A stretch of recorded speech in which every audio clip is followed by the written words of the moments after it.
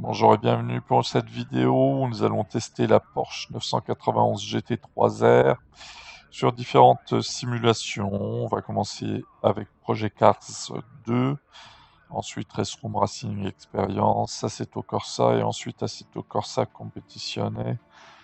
Alors je vous le dis tout de suite, avec Project Cars 2, c'est pas ça, donc on est sur le circuit de Monza, on va tester sur le circuit de Monza et je vais vous laisser profiter du son de la Porsche au freinage sur Project Cars 2.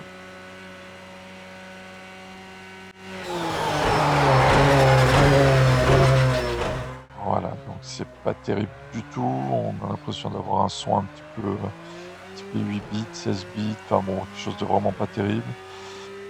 Le ressenti au niveau de la conduite, c'est pas terrible, je vous le dis tout de suite, on est plus proche, alors pour rester courtois, ça donne l'impression d'avoir un vélo avec, vous savez, une roue avant légèrement voilée.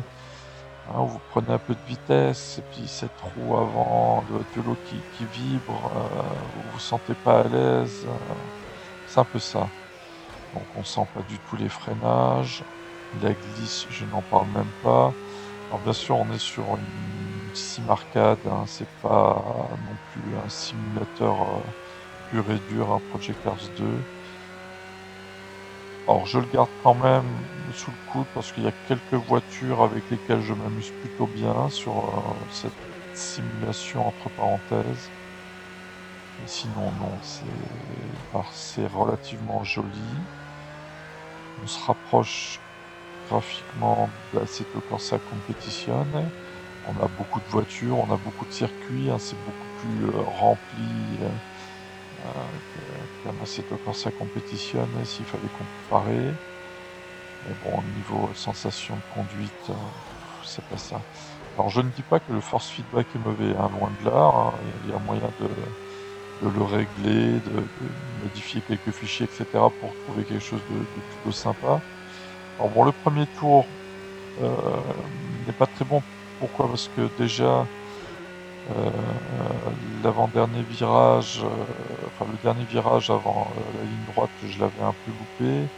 J'étais parti à la faute, donc on va laisser ce tour-là. Vous voyez là, je rate le freinage, mais je ne sens pas du tout le freinage sur Project Cars 2. Et là, j'ai choisi la vue intérieure, on va dire vue, cette fameuse vue qui bouge là, vue casque, on va dire. Même si c'est pas vraiment la vue casque, mais ça bouge, j'aime pas trop. Ça bouge au freinage, à l'accélération, au virage, ça tangue, ça, bon, c'est pas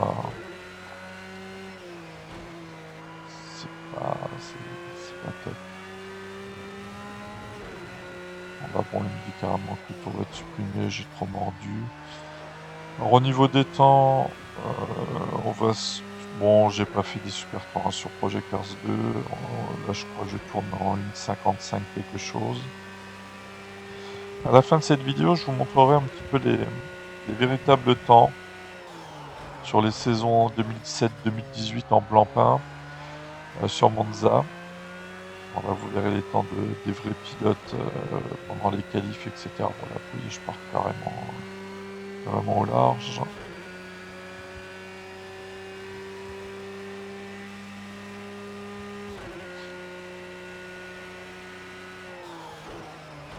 Alors, même si le tour n'est pas compté, on va regarder quand même le chrono.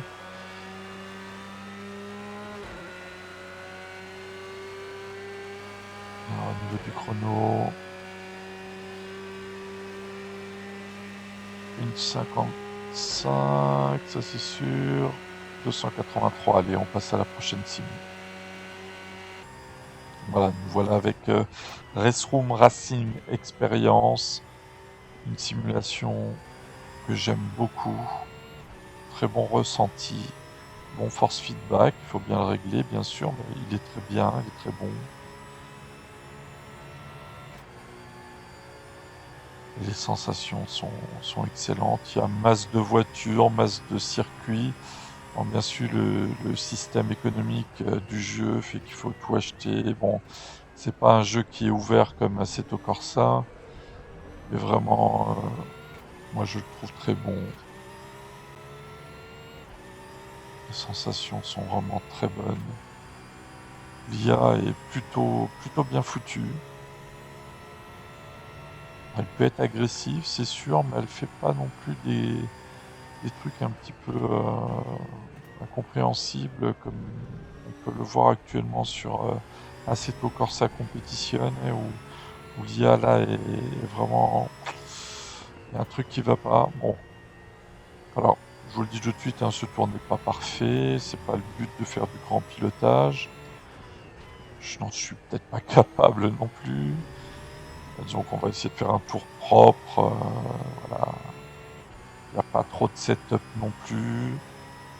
Simplement pas trop d'aéro, hein, parce qu'on est sur Monza, mais sinon il n'y a pas trop de setup. Et là vous voyez, j'arrive à freiner, à placer la voiture. C'est pas parfait, hein, mais j'arrive à la placer, j'arrive à en faire à peu près ce que je veux. C'est vraiment autre chose, un autre monde que Project Cars 2. Hein. On passe du sim arcade à vraiment à de la simulation. Alors, voyons voir combien je fais au tour. Si je ne dis pas de bêtises, je suis dans le 1,53.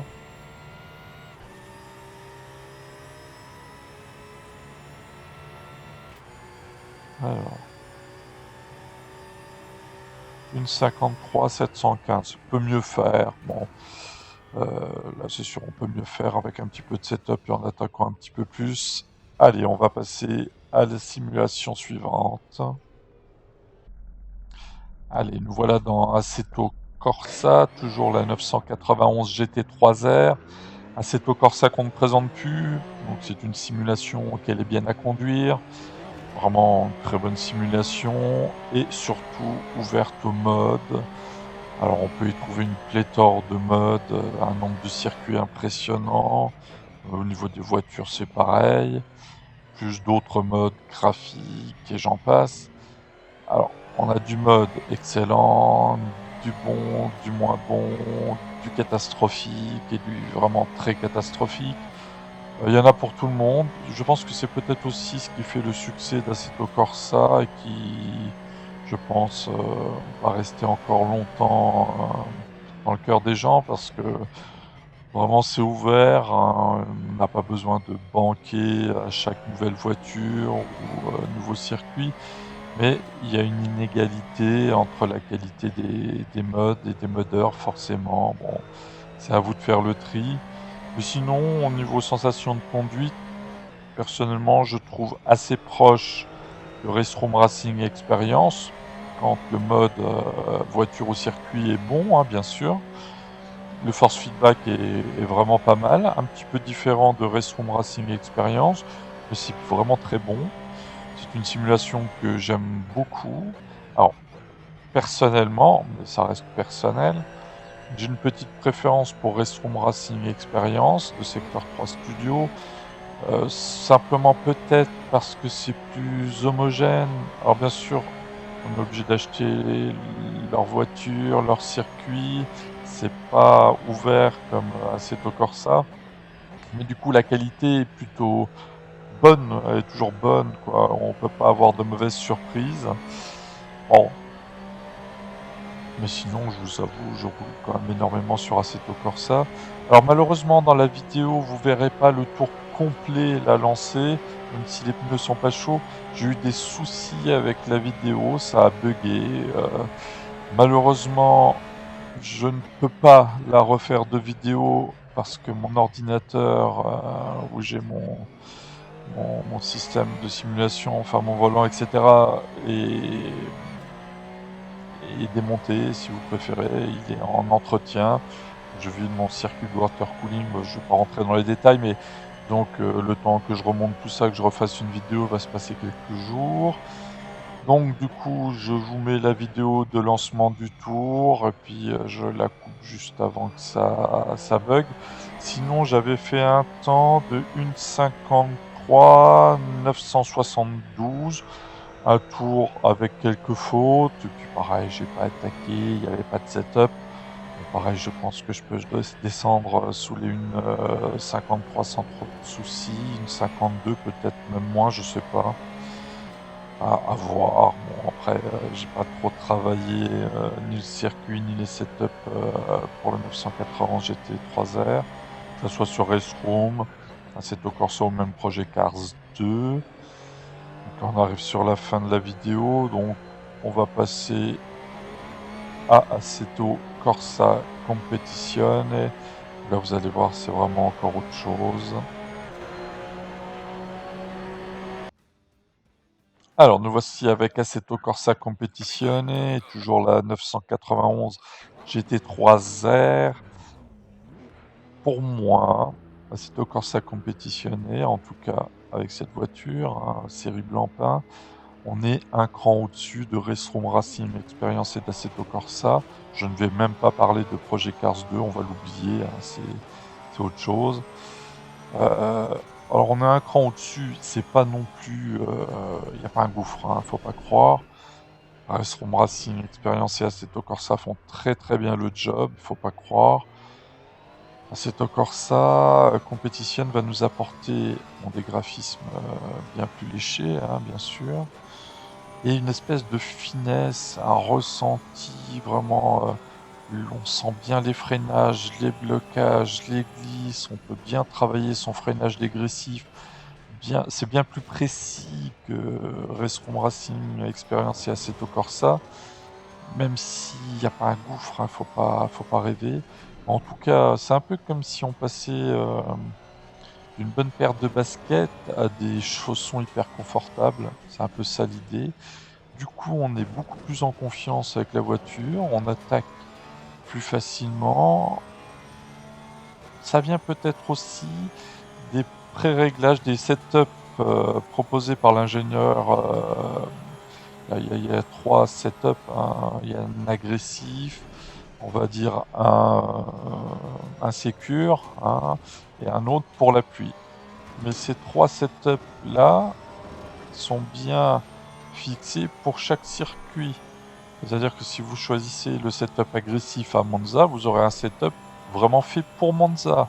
Si vous choisissez l'agressif pour Zolder quand vous êtes sur Zolder, ça sera vraiment un setup agressif mais pour Zolder. Vous verrez bien qu'il y a des grandes différences entre ces setups-là, et donc chaque setup est bien fait pour un circuit bien prédéfini. Et ça, vraiment, moi qui n'aime pas vraiment passer des heures et des heures dans les setups, c'est un confort, hein. Donc là, je roule avec le setup agressif.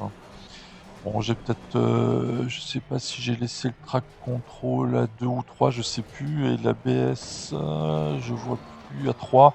Bon, après, c'est à vous de voir, hein, en fonction de votre ressenti. Ça, vous pouvez le changer en course, hein, le track control et l'ABS. Et là, disons que le setup agressif est plutôt un setup orienté qualif, quoi. Mais bon, il y a 2 points noirs avec Assetto Corsa Competizione. C'est pour moi l'IA qui, en mode carrière ou en championnat, fait des fois n'importe quoi, mais vraiment du n'importe quoi. On a l'impression qu'elle a pris des substances interdites, je sais pas, mais c'est c'est catastrophique pour moi pour l'instant. L'autre point noir, c'est le manque de contenu, quoi. C'est de la série blanc-pain, il y a 10 circuits, quelques voitures, mais on va vite avoir fait le tour. Et un autre demi-point noir pour l'instant, je mets en suspens, c'est le multijoueur. Voir ce que ça va donner. Bon, j'espère qu'ils vont apporter du contenu à cette excellente simulation, parce que sinon, je pense qu'on va vite faire le tour et vite la désinstaller, malheureusement. Bon, on verra bien. On leur laisse une chance. Pour l'instant, ils ont une petite pépite, à eux de voir chez Kuno ce qu'ils vont en faire. Je vais vous laisser avec le replay, et après je vais vous montrer un petit peu les résultats en qualif des vrais pilotes.